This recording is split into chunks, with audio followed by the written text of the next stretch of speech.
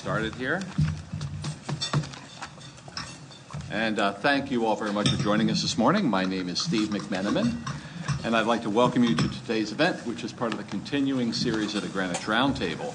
Our topic this morning, investing in inflationary times, is our first look into the seismic events that we suspect may lead to higher prices across the board. We'll hear from three seasoned practitioners, all very different from one another. And I'll briefly introduce them alphabetically after I say this. The speakers' views are their own, and you know the rest of that story.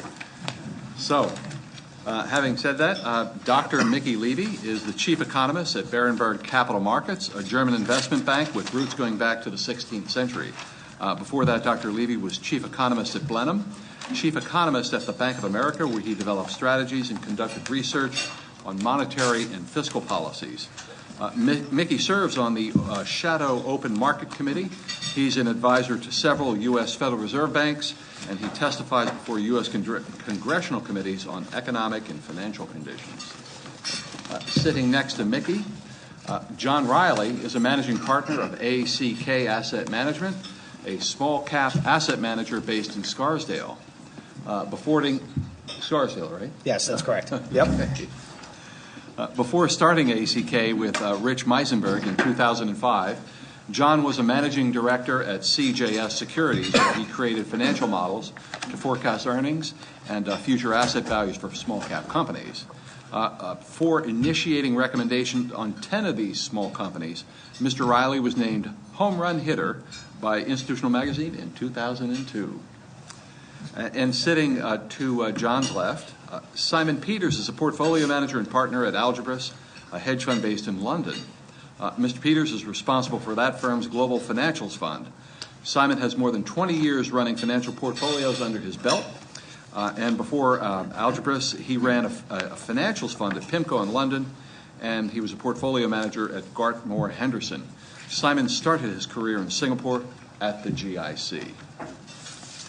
And finally, today the moderator of the Greenwich Roundtable is Ray Gustin, a managing director at Drake Capital here in town. Mr. Gustin is also a trustee of the Roundtable, where he is well into his fourth tour of duty as chairman of our programming committee. So Ray has set the table, and please welcome him today. Very good. Thanks, Steve. Last fall, when we first considered holding a roundtable session on investing in an inflationary world, Treasury yields had just started to rise as investors began to anticipate the first of a likely series of Fed rate hikes. U.S. employment, retail sales, and manufacturing data were all showing signs of improvement, and there were calls for U.S. fiscal spending initiatives to take the baton from the Fed and drive economic growth. Of course, since then, quite a bit has changed. We elected a new president with an imperative to get America working again. The Fed raised rates in December, and yesterday Janet Yellen noted that the U.S. economy is close to full employment and inflation is moving toward the Fed's long-term goal of 2%. And the yield on the 10-year bond peaked at 2.6% in mid-December, a 100 basis point move from late September. The yields have drifted somewhat lower since then, and the 10-year bond is now yielding around 2.4%. The most recent U.S. inflation data released yesterday indicate that the CPI rose by 0.3% in December and 2.1% in 2016, ahead of the Fed's goal and the fastest pace since 2011. There are also signs of inflation beyond the U.S. in Germany and Japan. As we know, asset prices have moved strongly higher over the past several months as well. For example, from September 30th through yesterday, the S&P is up over 8%, the MSCI Europe index is up over 6%, and the Nikkei index is up nearly 15%. While the gains in the broad indices are impressive, the big moves, as we know, occurred in sectors levered to economic growth and the prospects of U.S. fiscal stimulus. For example, the oil service index is up over 14% over this period, and the KBW Bank Index gained 28%. We clearly seem to have entered a different market environment full of opportunities and risks. Hopefully more opportunity than risk for this group here. And today we have three very knowledgeable, highly experienced market analysts and fund managers to discuss their views with us. Mickey will give us his sense of the unfolding macro landscape and the likely path of future policy initiatives. John will talk to us about what he's seeing in his universe of small and mid-cap U.S. industrial companies. And Simon will discuss the environment for investing long and short in U.S. and European financials. We've got a lot to talk about. Mickey, please kick us off. Thank you very much. It's a pleasure to be here. And Ray, I think you hit it on the head. The starting point for all this is we're 8 years into an economic expansion. It's been slower than we would like. But we have full employment and wages are starting to tilt up, and the Fed has actually achieved its dual mandate. So that's the starting point. But before I say anything, let me toss out the following caution that I've been providing to big institutional investors all over the world since the election. And it's the following. Caution. It's exceedingly important for you to disentangle your personal feelings about Trump with what is likely to be enacted and the impact on the economy, profits, and financial markets. I've been with some of the biggest institutional fund managers, and I can just tell the way their body language is and the way they talk that they just so hate Trump, they've totally underperformed, and can't come around to realities. They just can't. You could call it the George Soros syndrome or whatever. And then I go into other meetings where people say, they're on board with things and they're quite comfortable with their position. So in our business, you have to be very dispassionate about this stuff. So 2017 is going to be the year of economic regime shift. And let me just point out that every new president, whether Democrat or Republican, they always, 100% of the time, lead with tax reform. It's the first thing considered by Congress. It's the first thing enacted. So there's all this discussion about corporate tax reform. The Ways and Means Committee in the House is leading the way on it. They're filling out the detail as we speak. It's going to pass in one form or another. And by the way, the genesis for the Republican congressional blueprint for tax reform was developed by an academic who happens to be a staunch Democrat. This stuff's been bubbling under the surface for decades.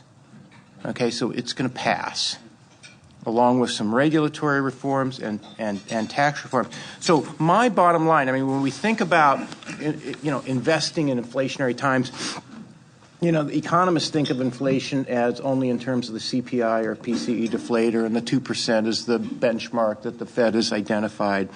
But I know financial market people think more broadly about the term inflation because they think of any price movement of anything. So let me summarize my view. From the current situation, somewhat higher inflation would involve an acceleration in economic growth. My forecast is way above economic consensus now.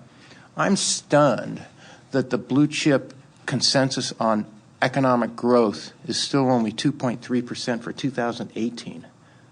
And the Fed hasn't moved at all on their forecast. And so what I assume is enactment of corporate tax reform, some, infrastructure and defense spending increases. And I'm actually expecting or hoping Congress pushes back some on the magnitude of the individual income tax cuts. Because at this stage of the expansion, you don't need stimulus, you need reform. So if you take that package, my 3% growth forecast for 2018 is actually very conservative. I'm hoping it doesn't go beyond that. But that could get, so you're going to get some modest increase in inflation, but the key thing is you're going to get the stronger growth. And the weakness in the economy over the last 7 years, it hasn't been consumption or housing. It's been capital spending. Okay? So if you think about it, the Fed has, through its unprecedented policies, has lowered bond yields and the real cost of capital. Why haven't businesses invested? Why has capital spending continued to be the weak link in the expansion?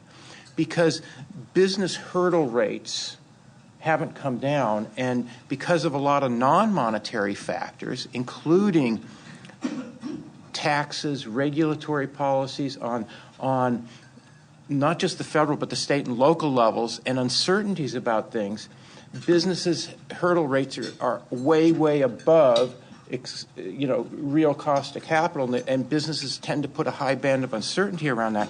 So one of the things I'm thinking about here is, look, everybody has their opinions about Trump, but it just so happens that the impetus toward corporate tax reform and reducing some of these burdensome regulations, forget about the stimulus, that you get from infrastructure and this and that.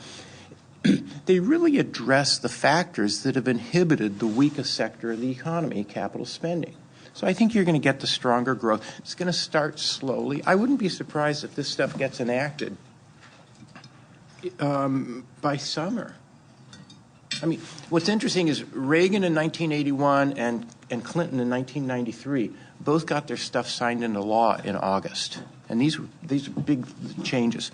And so you get modest increases in growth. And I would note that all these surveys of businesses and households, they've really shot up dramatically. So one, like the Philly Fed has this survey of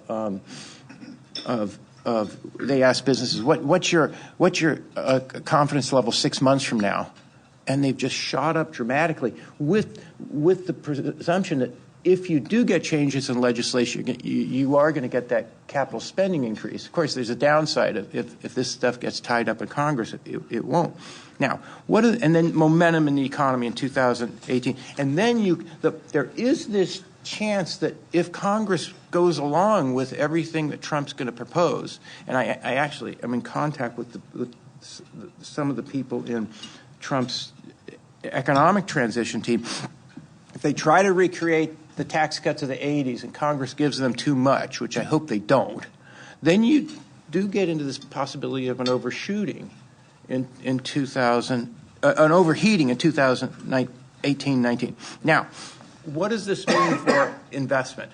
So far, the markets have responded positively, and I ask the question, are the markets making a good forecast or a bad one? And I think the markets are on the right track. And when you have a regime shift, people tend to go with the flow and build up their expectations and kind of put aside their concerns about what they had thought about valuations before. So what does all this mean? If you get the stronger growth, particularly if it's driven by capital spending, then stronger growth, real interest rates go up, All this discussion about the natural rate of interest coming down so far, those estimates will start to be revised up. So you get higher real interest rates, higher real rates of exchange. So look for stronger growth. You get a pop to corporate profits, and maybe even a nice one. You get higher interest rates, and keep in mind, with the stronger growth, the markets and the Fed become hypersensitive to any signs of inflation. So bond yields are going to go up. I think it's easier to play just short the bonds than play the curve, but there are a lot of different ways you can short the bonds. You can short the bonds by going long stocks, by going long bank stocks, particularly if you consider any enactment of banking reform. You look for regional banks and smaller banks rather than the big banks. The dollar should appreciate. By the way, under the Reagan term, the first 48 months of his administration, the trade-weighted dollar went up 80%, not 80. And the economy did just fine, and exports continued to grow. And if you look around the world, Europe's going nowhere. China's decelerating. Japan's actually doing okay, but its potential growth is really low. The U.S. is the only play. So you would expect, if you just look at the structures of economies around the world, the dollar should be stronger. And the ECB, the BOJ, the PBOC, they're all quietly saying, let our currency fall, but we can't talk about it. Okay? So let's consider bond yields. Before the election, they were 1.7%, but nominal GDP growth was 2.8. Businesses didn't have, with 2.8% nominal GDP growth, businesses don't have the pricing power. So they constrain wages because they don't have pricing power in the products. What happens if I'm anywhere close to right and you get 3% growth? Now, I'm not talking about right away, but by the end of 2018, you get 3% real growth and inflation barely goes up. So you have 4.5%, 5% nominal growth. Where's the yield on the 10s going to be? Not 2.3 or 2.4. 4? A lot higher. How do you play that? Well, if you normalize interest rates, the financials are one place to be. I've written a report where I created actually a heat map. I didn't create it. I mean, I would have had to use colored chalk and crayons, but I have an associate who knows how to do this stuff. And it goes from red, watch out, like where the pharmaceuticals are, to the industrials that are dark green. And what's interesting is this map is about 80% green, and I've dug into it. And the benefits of this corporate tax reform, particularly the expensing of equipment and the lower rates, boy, is it positive. People are digging into this. I know there's a lot of controversy around it, and but this border adjustment, but these ideas have been percolating for a long time, and so I think we're in for this interesting time. And then just before I stop, just a few comments on international. I really don't like Trump's approach. A few of his international economic advisors, and I'm just not the only person saying they wouldn't pass my economics 1 class, and I am worried about it. But having said that, China knows the last thing it wants is a trade war. They can't afford one. Its exports are falling. Mexico doesn't want a trade war. By the way, you know that call that Trump accepted from the president of Taiwan? I know the guy who put together a team to go over and meet for a whole day with the president of Taiwan and her whole cabinet. And they met for a day and talked through all the issues. Then the call was made. That was totally orchestrated. Okay? There's a lot going on. Okay? And you're going to see a lot of changes, and we just have to get used to this new president and some of the crazy things he says. You just have to get, and some of the off-the-wall things he says, and but I think your idea of inflation and reflation. Now, keep in mind, if the dollar goes up and you get the stronger growth, that's going to mitigate the impact on inflation. So, once again, whether you absolutely detest them and you're heading down to Washington to demonstrate, or across the street from my office at Trump Tower, and you demonstrate, that's fine, but think about the policies. Think about what Ray said about where we're starting from, and weak growth, and how, if you get a regime shift. And the one final point, and that is, all these leaders in Congress, the Republican leaders, they know that you only get the possibility of a regime shift once every 1 or 2 generations. And they're going to go for it. And so the headline in the paper the other day about Trump saying he didn't like the border adjustment on the tax stuff, I read the article, and it just confirmed to me the Congress, the Ways and Means Committee, is driving the process on tax reform, and they're going to get a lot of what they want. And a different type of president, like a President Clinton, the way he would have handled it is that he would have said, could you go over again with me all the details? I really don't understand it. And then after the third time, he'd say, okay, now I understand it. I'll keep my mouth shut. You guys work on it. Trump's not that type of person. He gets on his tweet, and all of a sudden it becomes a front-page article in the Wall Street Journal. But that doesn't mean the process isn't moving forward. Okay, I'll stop. Very good. That's fantastic. Let me just ask one question, since I think you are placing a lot of weight on an increase in capital spending. I think this will tie to some of John's comments, perhaps, as he talks about what he's seeing at the company level. So just expand for a minute on why you think companies are going to be motivated to actually start to spend. Okay, that's a great point. So once again, if we look at the composition of the slow expansion so far, it hasn't been because consumers are holding back that much, and housing's doing okay. It's capital spending. And so businesses are basically hoarding cash, right? And they are in part because, well, the number one factor is the product demand. They're uncertain about whether product demand is going to be strong.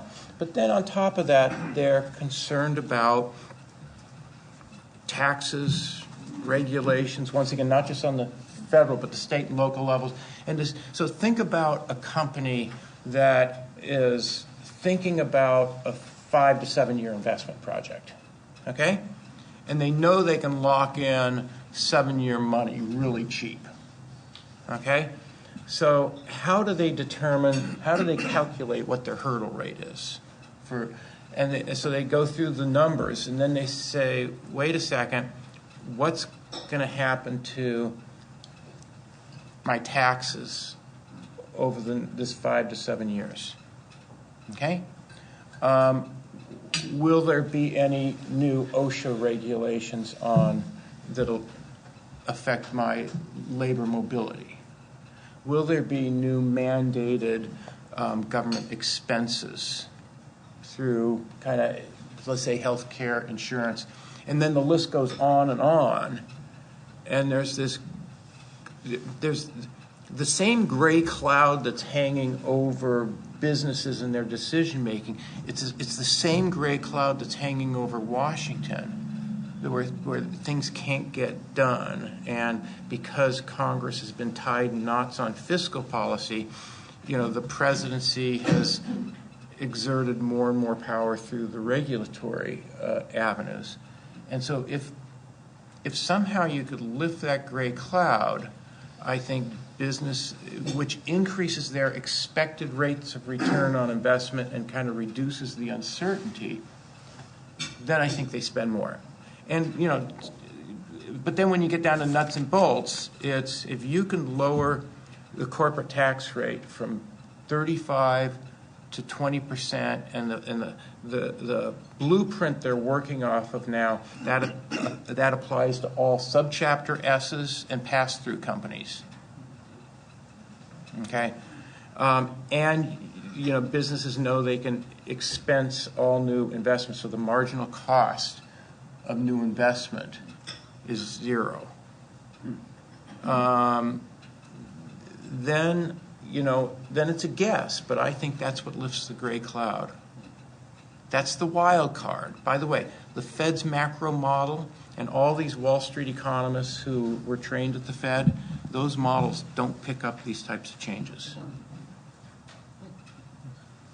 Very good. All right. Thank you. All right, John. So I'm going to speak to inflation as it relates to the companies that we look at and our ability to pick stocks within those universe.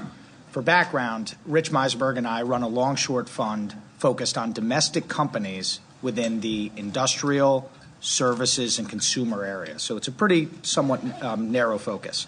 What we've seen over the past 12 years is really fits and starts of inflation. You'll have a rising commodity price or a rising cost of service, but it's fleeting. It might only last a couple of months. It might only last a couple of quarters. So it's been very choppy, which leads me to when we were talking about this, you have to separate in our universe good inflation and bad inflation. Let me start with bad inflation because there's been a couple of rounds of that within our universe. Typically, when the price of either a commodity or a service spikes because of a supply disruption or a supply shock. So it hasn't been led by economic growth, and it's not going to lead to economic growth. Good example of this is obviously oil and energy in the 2007 and 2008 period. You had oil and energy shooting up at the same time as the global economies, and the U.S. economy was deteriorating. Margin pressure, reduction in consumers, anyone who consumes these commodities' ability to purchase. So inputs rise faster, and then people can pass them on, and you get crowding out and margin pressure. We don't see that happening and haven't seen that happen for the past couple of years.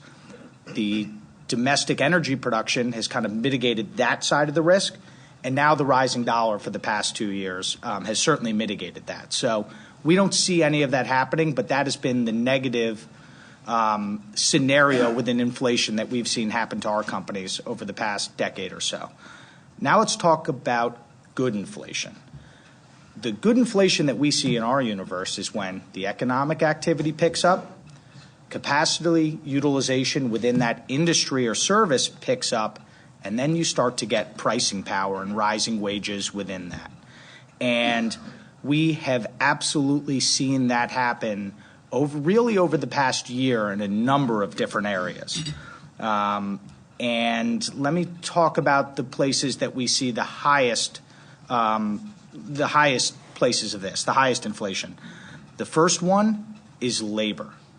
And really, I'm going to put in the highest bucket only labor.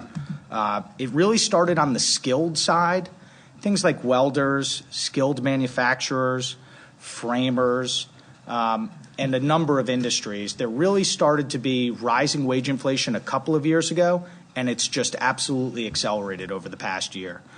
There's a number of factors for this. One of them is there's an attrition of that workforce as the baby boomers age out, and the younger workers don't want to do it. They don't want to swing hammers. They don't want to go weld.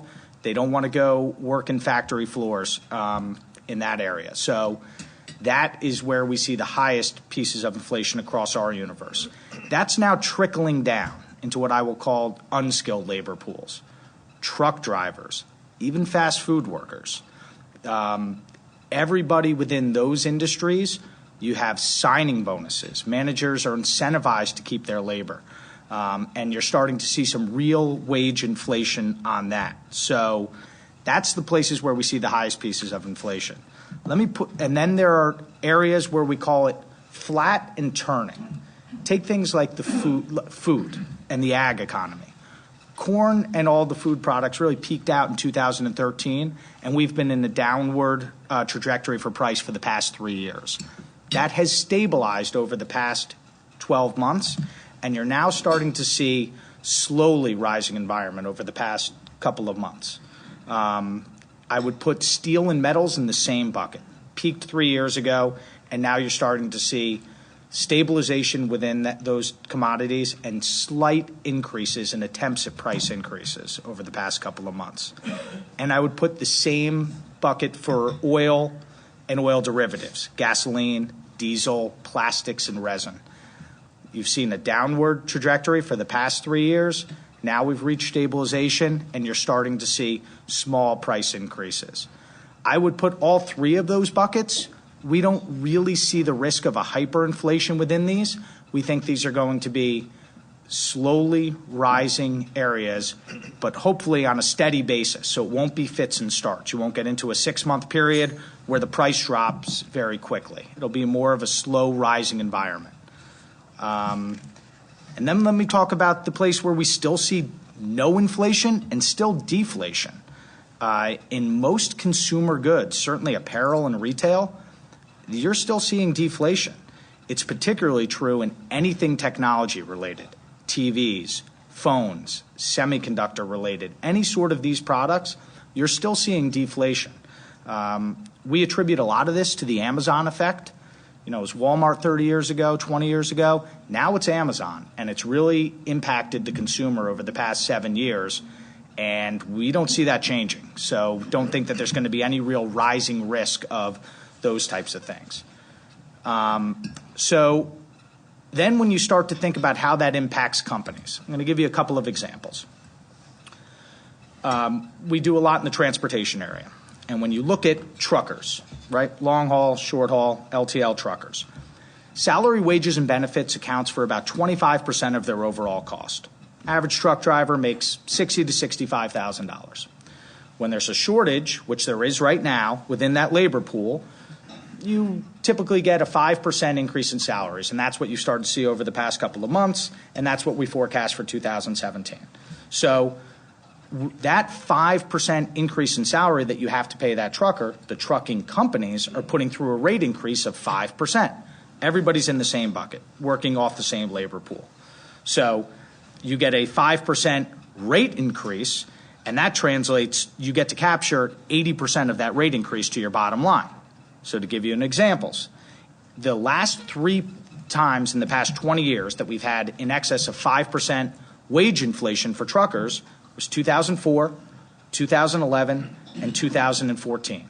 And in each of those years, earnings for these truckers grew in excess of 20% in the year following. So now that's a good example of it's just demand driven. You wouldn't be getting the rate, you wouldn't need more drivers if there wasn't more freight that needed to move across the road. The same is true for distribution companies. Think about a food distributor that's distributing food to restaurants or to into grocery stores. You've had deflation each year for the past 3 years.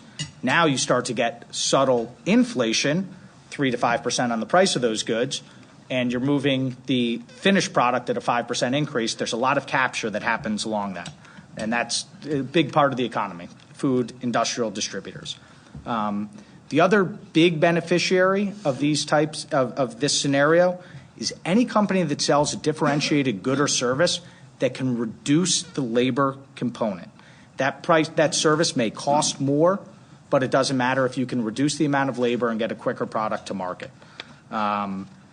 So, for instance, there's within framers, this is a big problem. You talked about the strength in housing, but housing has really been fits and starts. You have a strong 6-month period, it'll hit the pause button for a couple of months, and then get stronger again.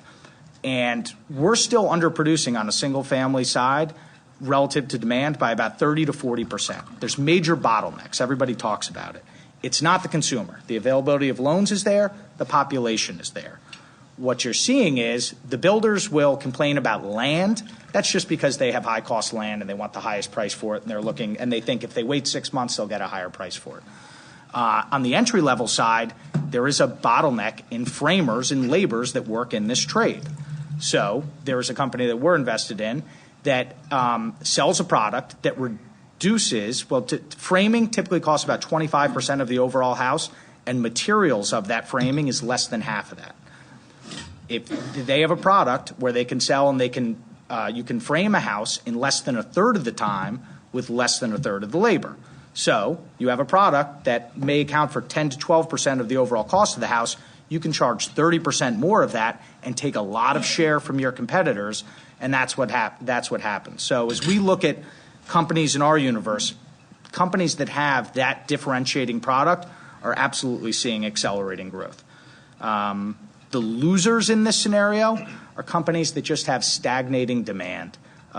If you don't have the overall demand, you will get squeezed. You're going to get squeezed by labor, and you're going to get squeezed by some of these trickles in the raw materials. So you have to focus on industries that have strong demand trends and that are accelerating because of the economy. There's a number of industries I can go through that are seeing that.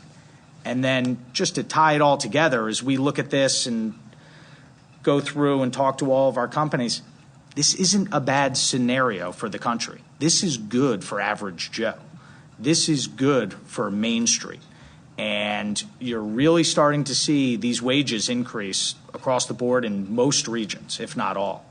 Now, for the stock market and the companies within that stock market, you have to be very selective because You talked about accelerating margins for a lot of these companies. Some of these companies already have peak margins and may not be able to, if they don't have the accelerating demand, may not be able to pass through some of these inputs, and you may be looking at flat margins for the next couple of years. So that's, kind of what we see within our universe. John, let me take just one step forward and ask you about valuations. Sure. Are we going to be in a situation where growth, bottom line growth, is going to stay ahead of valuations, or are we in a situation where we could have growth and these stocks could be viewed as fully valued? So what we see is the haves and the have-nots. Within small cap right now, there are, I'm going to say 40% of the universe are trading at valuations where the earnings growth, even in the most bullish scenarios for the next 2 years, won't support those stocks. And it's been money flows, and the multiple is just rapidly expanded over the past 6 months. There is the have-nots. There's a list of companies that may have had earnings pressure, may have had some earnings misses, something that has impacted them over the past couple of years, and they're really left for dead. So valuation on an overall market, we're not really concerned about. There's still plenty of companies trading at great valuations that are poised for accelerating earnings. And everything we're talking about right now, that even within this inflation, this is all new. This is all, I gave you those scenarios, really within the past 6, 12 months. These are things that will develop over the next couple of years and positively impact companies and negatively impact some. Excellent. Okay, Simon, let's shift and talk about banks and financials here and outside the U.S. Good. Well, good morning, everyone. Thank you for inviting me, Ray. Very timely, investing in inflationary times. Very much asked, what is getting us excited? Well, thank goodness I do financials. It feels like after 8 lean years, there might be a few fat years ahead. I suppose I could cut straight to the conclusion and just say buy banks, buy life insurers, buy US banks and life insurers, buy European banks and life insurers, and that might be a bit more controversial around the table, but we'll come to that. Why? Because I think you'll make good money over the next 3 years. But let's row back a little bit and think about what are the drivers, how powerful they are, and how long is it going to last for? Well, a quick sort of 1-minute lesson on the history over the last 8 years since the global financial crisis. There have been essentially 2 mega trends for the banks globally. The price of money, interest rates, has been hugely deflationary, whilst regulatory capital requirements have been hyperinflationary. And there's not much of a grimmer scenario where your top line is collapsing and yet your capital base is having to expand extremely highly. That's not been great, clearly, for shareholders. Let's go into those 2 megatrends a little bit more. Net interest margins in the US peaked at around 4%, and they've come down to 3% at the lows. So basically 25% off your margins since the global financial crisis started. Europe, it's identical, 27% down. Why? Well, the Fed and the ECB have been conducting essentially the same experiment, QE infinity. Now, it's stopped in the US earlier, but it's also stopped in Europe now as well. The direction of travel is clear. Now, if losing 25% of your top line net interest income wasn't enough, the G20 back in 2008 and 2009 came in and said, right, the capital rules have just completely changed. You've got the wrong capital. We thought we all had the right capital, but you haven't, and so you've just got to change. Then there's essentially a big difference in the regions. In the US, to get to the new requirements, you needed to increase your capital broadly, as an average, 50 to 100%. So, that's a challenge, but you can do it. The US finished the task of that heavy lifting of improving their capital ratios broadly at the end of 2010. I'm not talking about Citigroup and a few of the other real problematic companies who took longer, but nonetheless, it was finished broadly at the end of 2010. We then had regulatory clarity broadly this year, 2016, whether it's CCAR, direction of travel. We finished the regulatory climb has essentially finished. In Europe, where people have a particularly negative view on the banks, it all really comes down to this next point. It wasn't just a 50 to 100% lift in capital ratios they needed. Broadly, they've needed a 100 to 500% increase in capital. So the real reason for the, as it were, the disaster area of European banks is how do you raise 300 or 400% your capital ratios? You just cannot do it in 1 or 2 years. It's taken a long time. In fact, it's pretty much taken 7 to 8 years to get to the level that they now are at, and that is equally the finishing level of terms of capital. So globally now, the GSIFIs all have, the globally systemically important banks, all have the same capital ratios. Regulatory clarity in Europe has essentially come this year, or sorry, at the end of last year as well, in terms of Basel IV, and that's essentially been watered down and agreed at no substantial increase in capital. And the G20 started this process, and the G20 has stopped this process by saying, calling an end to it last year.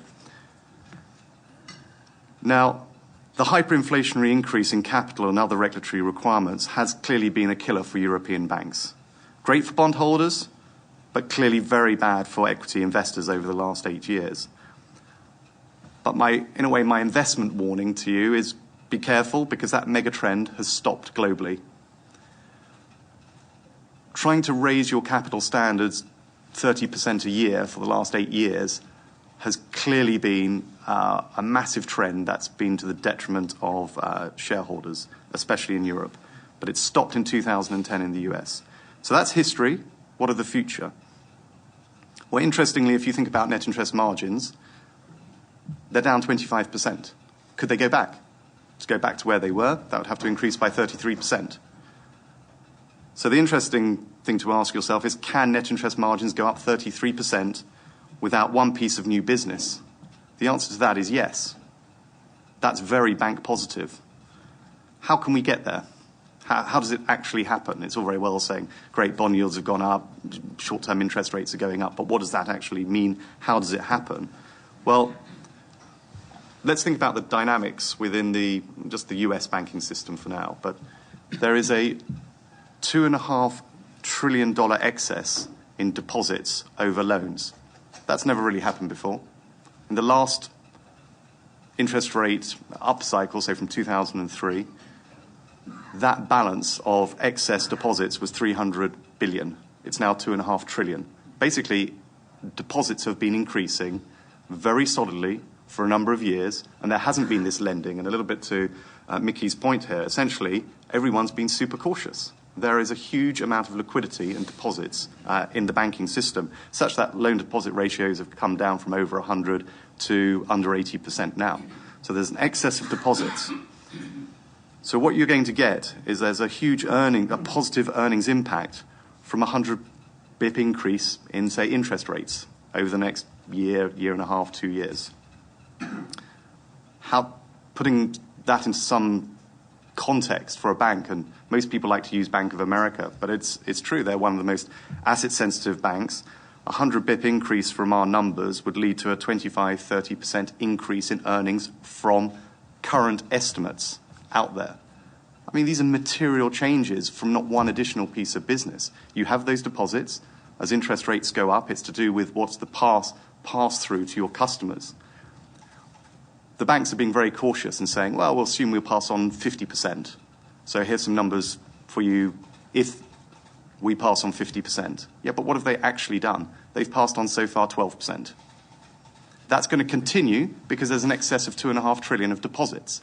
There is no competition. They're going to use that to improve their bottom line until it becomes so excessive that they have to start passing it on. But that first 100 bips is probably worth north of 5-6 billion for Bank of America's in revenue alone, straight to the bottom line. Doesn't cost you one extra person in the branches, no additional IT systems, no additional spend. That's bottom line.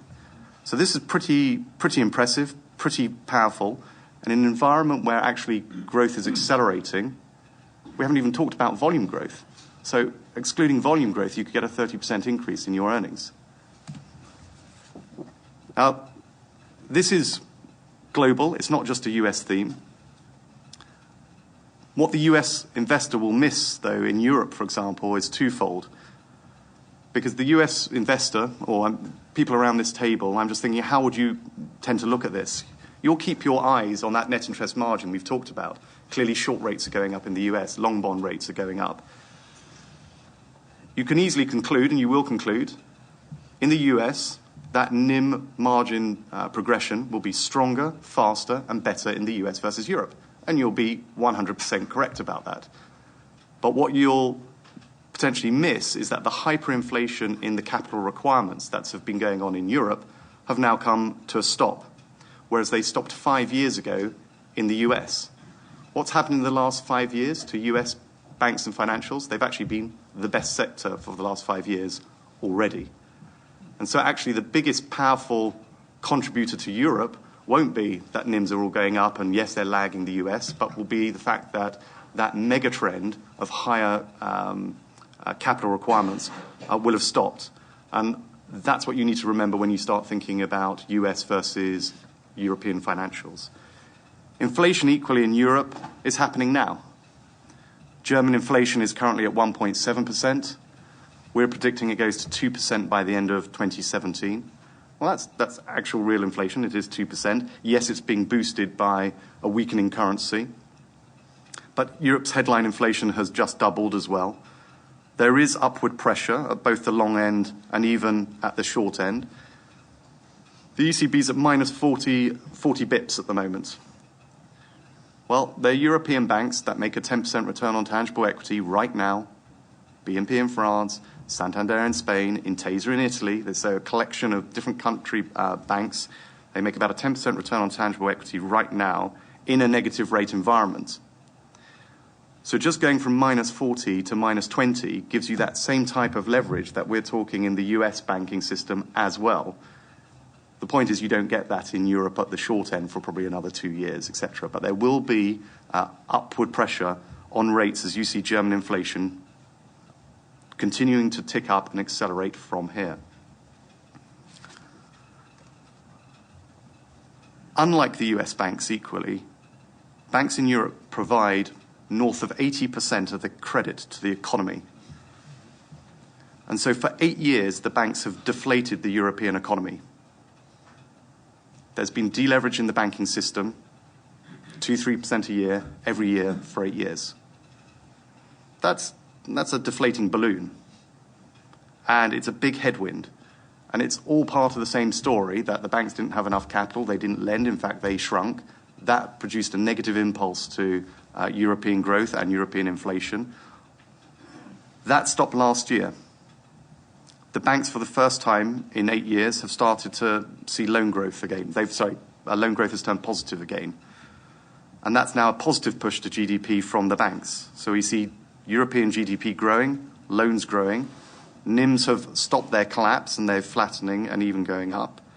Inflation's going up. And these are all surprising now to the upside. So people don't have these numbers in their models. And now dividend taps are being turned on. Share buybacks are here. And equally, there's M&A for the first time. And that's Europe. Clearly, we've already got it in the US. And they've largely been absent for the last 8 years for the bulk of the banks. Now, in Europe, banks are probably 2 to 5 years behind the US. In Europe, I would urge you to see what's been happening to US banks over the last 5 years, as soon as you sort out the capital. And so clearly we are very bullish on US earnings in US bank land. We have spreads. If we rank all our stocks, we model them, we look out 2 to 3 years and think, well, what can happen to earnings? What sort of price targets should we get to? In the US, we have a range going from minus 20% to plus 100%. Pretty big range there.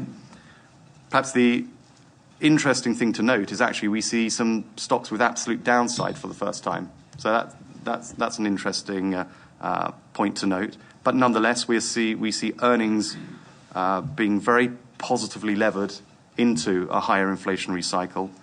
In Europe, that spread is actually much wider. We see plus 300% down to 20%.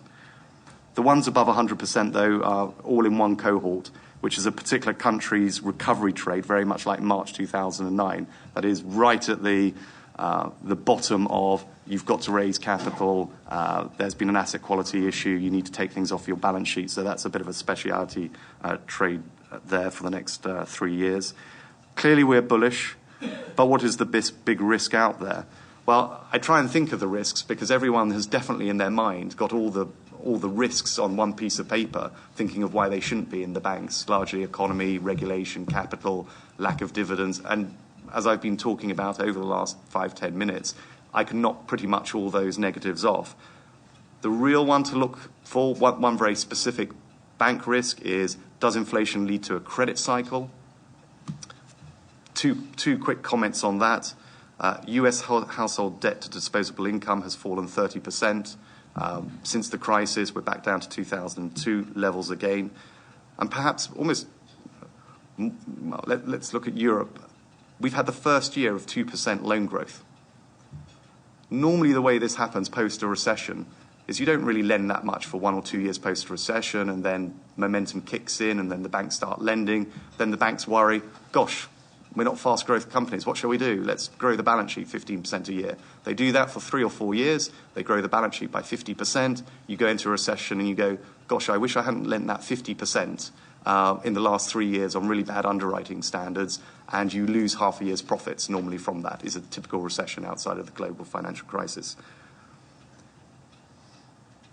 US growth in their balance sheets has been pretty slow. Outside of energy, where you've seen clearly some credit-related issues in the last 18 months, and auto lending. Outside of that, it's been a pretty anemic recovery in lending growth, so we don't really see much of a lending cycle. You've probably got to look out 3 to 5 years before you're likely to get one. In Europe, well, you've had your first year of growth after 8 years, so there's nothing really to go bad in their balance sheets now. It's been pretty stressed, as it were, in the last 8 years.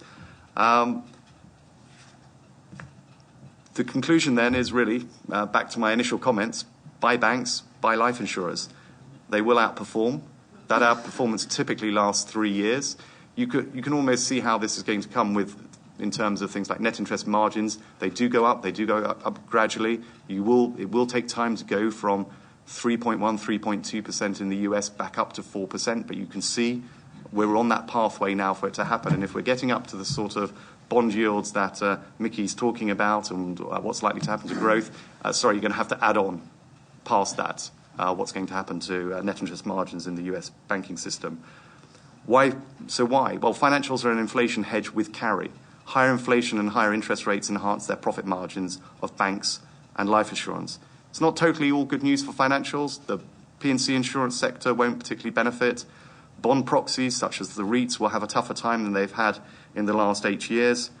But in general, the conclusion is GDP is going up, inflation and interest rates are going up. You should think about buying financials. Thank you. Very good. Simon, before I let you go, spend just a minute on the European political situation. I think it's something that we don't have a great handle on here and may impact your outlook, or may not. Yes. I look at this actually sometimes in terms of the caution that Mickey was talking about. In fact, in institutional investors, they've very much got a long list of why they shouldn't be investing. Corporates have got a very long list of why they shouldn't be investing as well. And Europe is just one of those fantastic things to allow you to have a good excuse for why you shouldn't be investing in Europe as well. And it's interesting, last year when people, I'm not investing because of Brexit, then it happened, I'm definitely not investing, so let me keep on selling Europe. And by the way, there's some Italian thing coming up about a referendum, and I've been told if it's positive, banks might, or stocks might go up 2 or 3%, but if it's a no, they're all going to crater and we're all going to die somehow, and it's all going to be dreadful. And even if it is good, I don't want to invest, because you know what? There's a French election, and someone's told me that could lead up to the breakup of the euro in an election. And you know, even if that were positive, there's probably another election down the road. And in fact, my friend just told me there's one in Germany and then another one in Netherlands. And you know what's happened?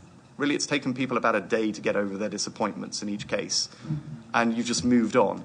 And it fitted a narrative that was very much interest rates are continuing to go south, and now they're going negative because somehow the economy is not working in Europe. It's all going wrong, and if the economy starts doing -1%, -2% GDP for the next 4 years, and we have negative interest rates, then the debt dynamics will blow up, and Europe's just a collection of countries that are trying to sort out the euro, and surely that will blow as well. And you know what? Oh, God, that's a mess. And so let's not bother. And then all of a sudden you sort of rock on 6 months and you say, well, actually, growth you've got to have your expectations at the right level, but growth in a European context is much higher than people were expecting, and it's accelerating upwards. Inflation is also going up in Germany and in the rest of Europe. You're seeing loan growth for the first time, which is a positive impulse to GDP. And as we've all discovered, it was interesting when Mickey was talking about the investors and the way they looked, or some investors looked at the US. Hillary Clinton, somehow that would be okay for investing. Trump, somehow that's terrible for investing. And yes, it took all of 3 hours to get over that, I would say, for the market as a whole. But clearly there's a big divide there. But when you come to Europe, it's almost the same as well. What you'll do is an election will occur, someone will get in, but there was generally a sort of perception that somehow there might be bad outcomes for Europe. Well, we've just had Brexit for the UK. They've moved out. The jury's out on what's going to happen to the economy there. Clearly, sterling's going to fall, though. Not great for the gilt market either. But nonetheless, you look at Europe, all of a sudden, post that event, everyone's suddenly become a lot more pro-European. Even all those parties who said, we don't like Europe, now all of a sudden, it could be a reality. No, we're for Europe. Even Marine Le Pen in France, the only difference they want to make is, well, we'd like our own currency called the euro, but can we have a French flag on it? We want it linked to the euro. Well, sorry, that's the euro. So what's the difference? So to me, I think there's lots of brokers love it. They can talk endlessly about it, but the reality is, you know what? The economy is improving, and that sorts out a lot of problems. So if you think the European economy is going to a -2% recession, yeah, you can be negative again. But until then, you should be positive. Very good. Okay, very good. Now, Roundtable members, we sold this group of panelists on your ability to ask probing questions. We've got plenty of time for questions, so let's get it going. Please. Yes. In terms of financials, do you think better play would be in small cap, mid-cap banks or in the larger?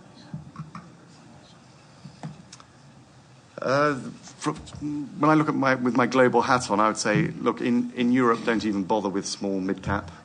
Why? Because the largest cap, and what I mean by large cap is anything above $1 billion, which largely covers 95% of the sector. They've been bashed enough. They've only just sorted out their capital. The valuations are super low. You don't have to go looking for a gem in a whole field of coal.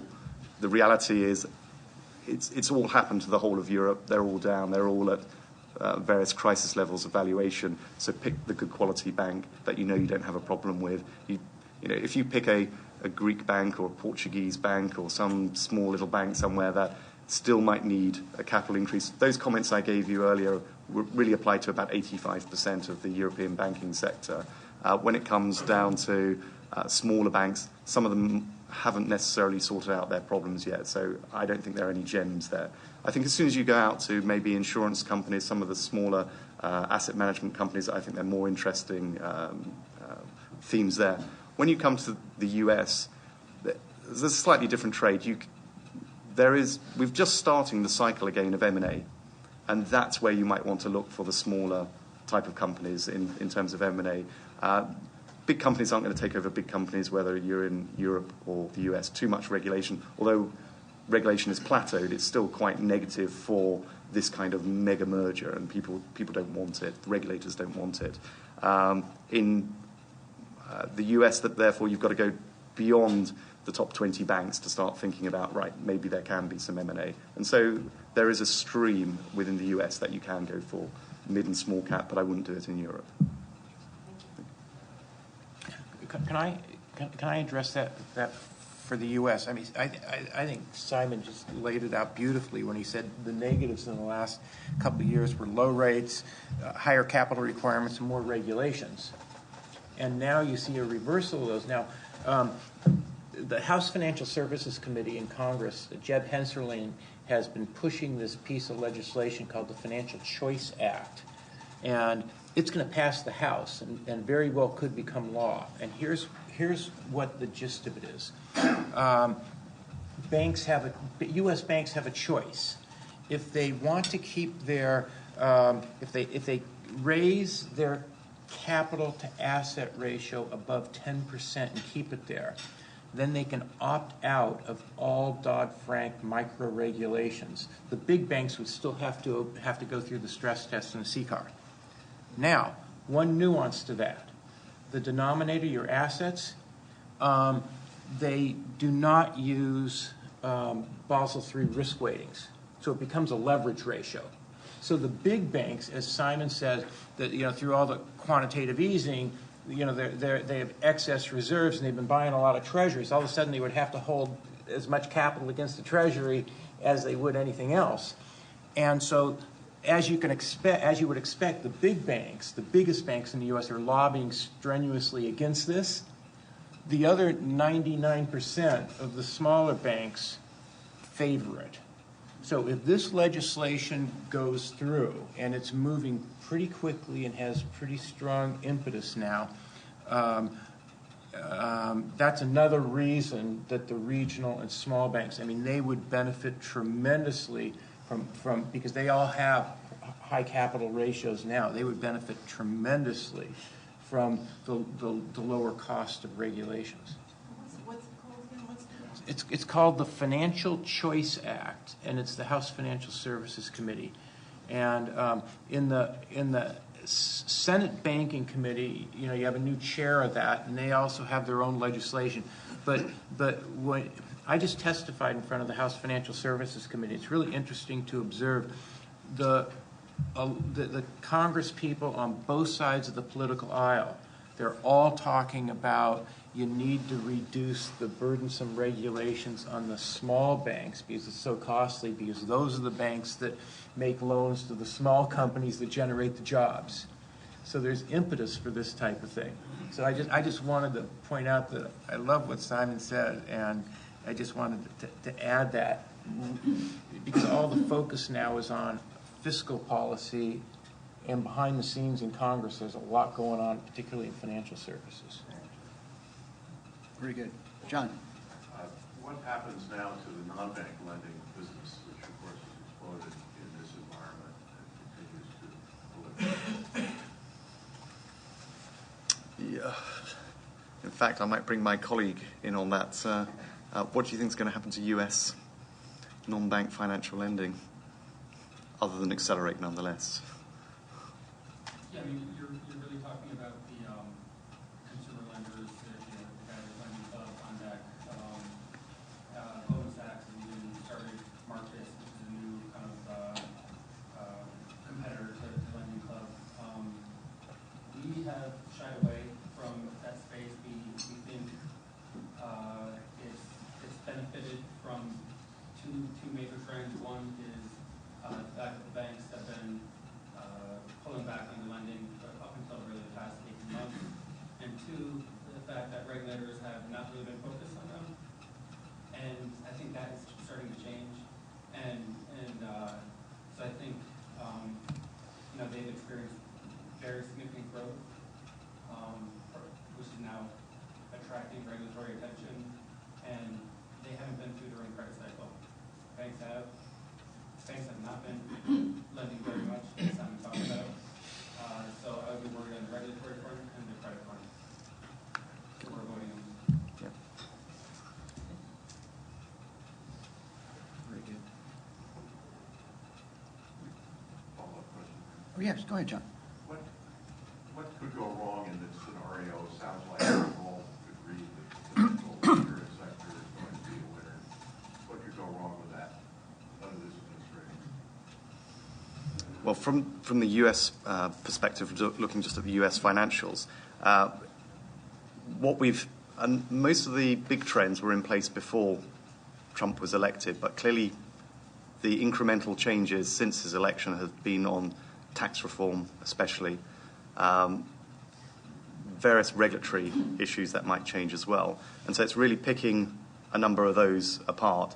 If you thought some of these tax cuts were not going to come in, or for some reason that other tax cuts needed to be paid for, and who do you get to pay for the tax cuts? If it had to be a much more balanced type of budget, who's going to pay for these tax cuts? Could you have a bank levy? That's a possibility. So all of a sudden, people who think, well, could you have a 50, 60, 70% increase in EPS and start believing that, and then say, well, let's have a big multiple on that. Well, hang on a second, it might not all be good news. So it's a risk that we're at least thinking of. We don't think the risk really comes from the economic side and the credit cycle side. So I think we feel pretty happy about that. But you do want to think very carefully and be quick on the policy front if all of a sudden some of these shift. And since I appreciate it's being worked on right now and it's been written on, and maybe Trump won't look at the detail and it'll pass through, you can imagine it's there's still a fair amount of fighting going on about exactly what's going to happen, who's going to pay, and what the mix is going to look like. So that's one area. And then equally on the regulatory front, there are quite a lot of different A and B type options of where you go down a decision tree, who is actually going to be pushing various parts of the legislation here, and how do those change. So those are really the two areas that we're focusing on most. But the overarching view is that, look, you'll get a lot of EPS increases. It's then what then happens beyond that. Does it suddenly come down because the tax changes aren't going to be quite as good, etc. So that's where we're focused anyway. Yes. Maybe this is to Mickey, but I just myself was astounded that President Xi was in, relatively speaking, a colloquy with Anthony Scaramucci in Davos a couple of days ago. Scaramucci presumptively speaking for our president-elect. In that particular relationship, Mickey, the trade situation, you see some accommodation being made by Scaramucci, again, presumptively on behalf of the administration. You said that nobody wants a trade war. How does that all play out? And I'm speaking specifically not about the China-U.S. relationship broadly in terms of security. I'm talking about trade. How does it play out? Give us a little color on that. I wish I could sound intelligent when I respond to you. It's just an extraordinarily uncertain issue that we don't really know the answer to. Trump has created a new position for Peter Navarro, who's basically anti-trade, in the White House. And one thing we need to keep in mind is companies and households trade with each other across borders, and governments try to regulate that. And so there will continue to be trade, but there may be moving obstacles to it. Getting back to what Simon said about Brexit, I mean, if you had been a CEO of a manufacturer in the UK, but going into Brexit, going into the vote, you would have already called all of your counterparties overseas and say, what do we have to do to make sure we continue our trade flows, right? And I think the same thing is going to go on in the U.S. Now, the whole Trump, in his platform, he talked about tariffs. Well, and a 40% tariff on all imports from China and one on Mexico. Well, the House Ways and Means Committee and the Senate Finance Committee have jurisdiction over tariffs and quotas. They can just say no go. Now, Trump, being the deal maker he is, may say, okay, we can't erect, an overall tariff. I'm going to go after them surgically to make sure we extract what we want out of them. And I just don't know how this is going to play out. My hunch is, like on NAFTA, they're not going to repeal NAFTA, but they will go after and try to modify specific provisions in it. Okay? And Clinton, if she had been elected, would have done the same thing. TPP is off the table. That's that's foregone opportunities. That would have been good, but it's off the table. But I think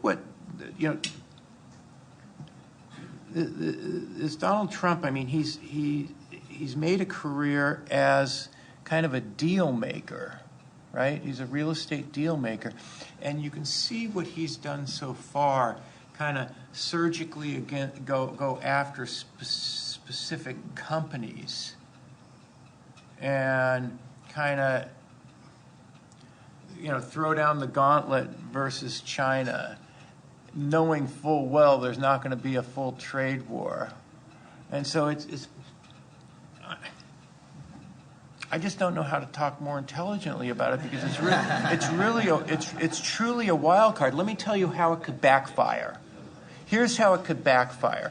When we get to this whole discussion about confidence and lifting that gray cloud off of businesses so they want to take that cash and invest. So you want to stir up the animal spirits. Trump could, for some unknown reason, keep in mind, when you are a novice policymaker, you don't know where the boundaries are. Okay, so he may step over the bound without knowing he's stepping over the bound, and all of a sudden the confidence erodes. That could happen. I don't think it will. So my baseline case is we just have to put up with this type of skirmishing, just like we have, for 100 years in every which way. You get the new head of the ITC, the International Trade Commission, who's going to play a tough game. But the Obama administration was playing a tough game with China. Now that you're going to have all the, much stronger protection against licensing, call it pirating, and dumping. It'll be turned up a couple notches. But in my baseline case, I don't think it's going to be enough to really jar things in a macro sense. But I'm completely open to ideas. And one of the things that leads me to a ton of uncertainty is within the Trump transition team, this is a major bone of contention. I was talking to a guy 2 days ago who I had to talk to him again today. He's been offered a major position in the Trump administration, but he's a free trade guy. Okay, and he only he knows he would win some battles and lose some battles, but he wants to make sure he would be heard, and he knows what's going on. So this is a major conflict within the Trump administration. It hasn't been sorted out yet. Could I just add something to that, too? For the industrial companies that we talk to, this is a little bit of a silly argument. The trade between China, U.S., and Mexico is really a labor arbitrage. We have a structurally lower cost for energy than they do. So when you're manufacturing goods, you have to understand that. Nearshoring has been a trend that started happening after the shale revolution in 2010, and it's only continued over the past 6 years. The reason it hasn't over the past 2 years is you've had a decrease in the industrial economy. The industrial economy comes back, you will see more nearshoring than you would in Mexico and China because of that advantage. So the labor arbitrage of call it $5 in China, about the same in Mexico, $5 per hour, versus 20 to 25 in right-to-work states in the Southeast. Forget the $50 in the Midwest. Nobody's going there with the unions. And all of a sudden, you start thinking about the amount of automation that's gone into these factories. And so starting a trade war, nobody's going to win in all the companies that we're talking to. And it's not even there's no reason for it. The anti-dumping statutes that you've talked about, they have been enforcing tires, steel. We've kicked the Chinese out of tires. We've kicked them out of steel dumping here. So the subsidized industries are not shipping their goods here. They're dumping them on Europe, so that's their issue over there. But that's what's happening and been happening. So the people that we're talking to and the CEOs, there's no reason for an escalation right now, and nobody's going to win on it. Yes. I want to follow up on the point about labor inflation, because that is a trend that we haven't seen in years. You talked about the fact that with the trucker, it's 25% of the cost of goods sold, and they pass forward a price raise to their customers and actually capture some of the margin. But what about industries that don't have that kind of flexibility in their own pricing? Particularly ones where we've seen a long history of deflation in pricing, like e-commerce or maybe traditional retailers or telecoms or technology, where these combination of labor inflation and perhaps commodity inflation as well will not be able to pass on. Who is going to be significantly disadvantaged by that trend? So I think you just hit the nail on the head. You have to have the good thing about truckers is it's a scalable industry, right? Demand picks up, GDP picks up, you can hire more drivers to do it. That's the reason you get the rate increase. E-commerce, I think, is a little bit advantaged because it's extremely scalable. There's very little marginal cost of labor that go into it. There are a lot of industries that are structurally disadvantaged where they are going to start experiencing this labor, and if you don't have the demand offsets and you can't get pricing, you'll be a loser. A couple of these just micro little areas that we talked about, things like tires. Tires are a structurally disadvantaged business. You've got raw materials that are rubber-based and oil-based, and you've got stagnating demand just because the tire is really a consumable end market, and it costs a lot to manufacture tires. So they benefited from the deflation over the past 4 years, and now they're going to eat it on the margin side for the next couple of years. And it's really industry by industry. I don't think I'd put I haven't really thought about telecom in that sort of aspect. Other little anything that isn't experiencing or going to benefit from the increased economic activity are really going to suffer. Simon, I want to ask you about an area I know you've spent a lot of time on, and you've got very strong views on. That's Italian banks. Just give a quick thumbnail on your views on Italian banks. A quick thumbnail. Well, those megatrends that I was talking about, essentially the negative megatrends, have really come to their peak last year in Italy. Euribor and sovereign bond yields in Europe have been collapsing and did collapse, hit their lows last year. And at the same time, a new regulator, the ECB, took over on 1 January 2016.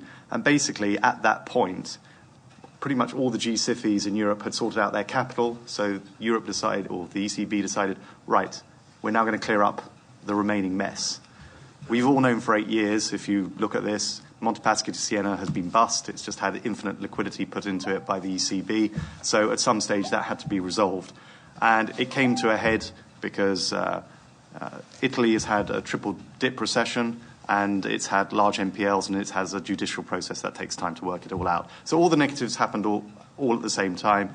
The banks have fallen about 80%. And in the last 4 months, though, despite a no in the Italian referendum, you've actually had material changes. You've had UniCredit raise 100% of its market cap, or it's currently doing it right now. MPS has been nationalized. You've had then the next 4 banks do mergers of equals and recapitalize. So it's very much the kind of March 2009 event that has happened in Italy, unfortunately about sort of 7 years later than it should have happened, but hey, it took a bit of time there.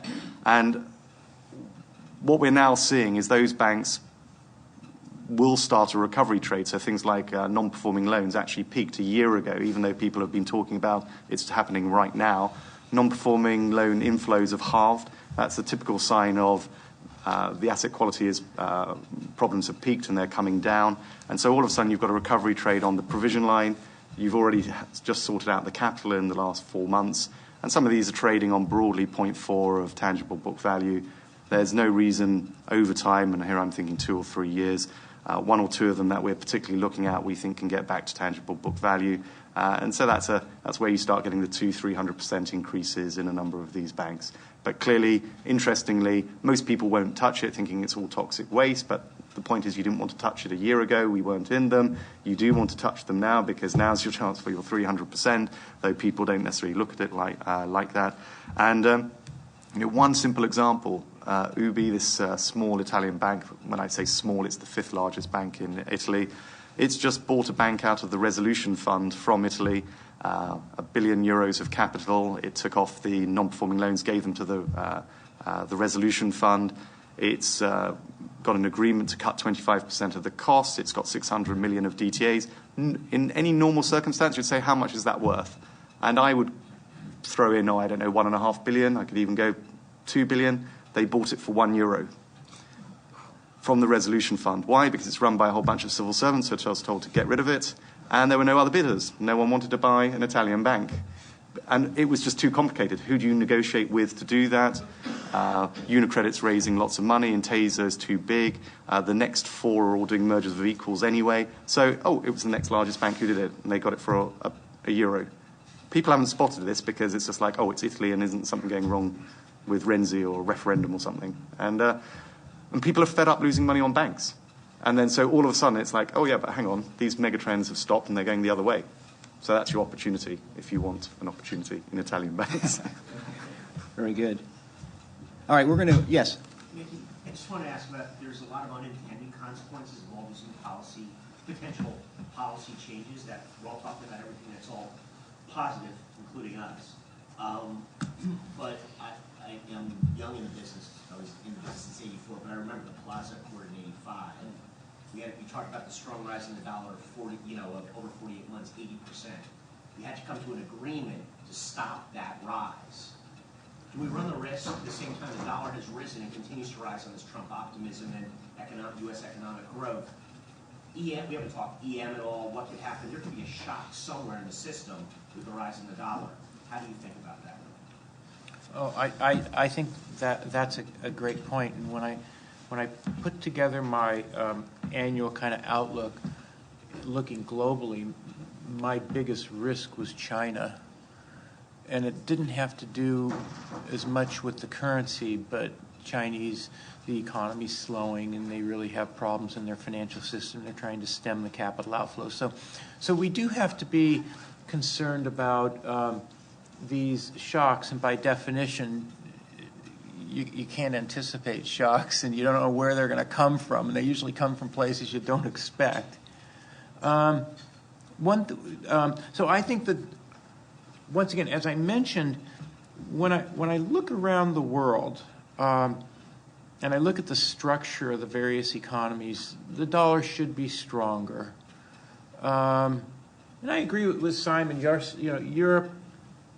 Europe actually, growth has outperformed earlier expectations, and it actually looks a little better, and the weak euro should start helping big German, Italian, and French exporters. But I just think the dollar's going to continue to go up. Now, one thing we have to consider is, like, interest rates and exchange rates are kind of the two price equilibrating mechanisms in the global economy. And to the extent the dollar goes up, that will mitigate the rise in bond yields. Okay? In part because the stronger dollar will put downward pressure on prices of U.S. imports. Also, the stronger dollar may keep a lid on commodity prices. I would note, going back to that Plaza Accord, I mentioned that from Feb 81 to Feb 85, the dollar went up 80%. It was already falling quite sharply in September when they struck the Plaza Accord, and that only codified things, and then it if you look at the pattern of the dollar in the year after the Plaza Accord, it was the same as the downward trajectory in the 5 or 6 months before it. But, so the dollar's gone up a lot. What has been its impact so far? Well, it's probably slowed exports more than it would otherwise, more than they would have been affected otherwise. It's helped the U.S. consumer. I mean, once again, John, you mentioned apparel. 30% of all apparel consumed in the U.S. is imported. And that's putting downward pressure. And you talked about I love the way you described your wage arbitrage. And the dollar's a relative price. So I think we've got a long way to go on the dollar going up before it really throws a monkey wrench into the system. But one point of caution. The Fed and the Fed's model tends to overweight and overemphasize the negative impact of the dollar. So if the dollar goes up, the Fed may be more hesitant than it would be otherwise to raise rates. And that's, so you have to think through the dynamics. But once again, all these other central banks, they can't talk about it, but they want their currency to go down. So, but good question. Stay tuned on your question. My answer might be different, 6 months from now when the Fed starts raising its forecast and the markets are starting to build it in and the dollar's going up, and so as a relative price where you can't play the positive carry game and the like, the currencies do have this probability of overshooting. All right, listen, we're going to wrap this up. But before we do it, we always have, or I always like to have, a lightning round. I only have time for one question. The rules are you get a one-word answer, and that's it. The question is, a year from now, will Trump's approval rating be higher or lower than today? Nikki? One word. Higher. Higher. Same, higher. Okay. There we go. There we have it. You heard it here first. Okay, good. Very quickly. Want to welcome Sue Carter back in our midst. Welcome back, Sue. She's back in from Stanford, and it's all good. Good to be back. And Susan Webb, I hope you recover quickly. Thank you for coming up. And okay, so the next time we meet in this room, we'll have a continuation of Brian Furtado's session on big data. It's going to be on factor investing. Connie? February 16th. Thank you very much. February 16th? 16th we'll be here. And that we've got a really very, very interesting lineup this year. John held a dinner at the Indian Harbor Club, and we have got some really interesting topics and good speakers. I won't give you any coming attractions, but it is coming. And Ray, I want to thank you for your 4th year of service here. It hasn't been easy. We're all volunteers here, and doing these things is not as easy as it looks once you're here. But I want to thank Ray, and I also want to thank Mickey, John, and Simon. Good job, fellas, and we'll see you here next month. Thank you.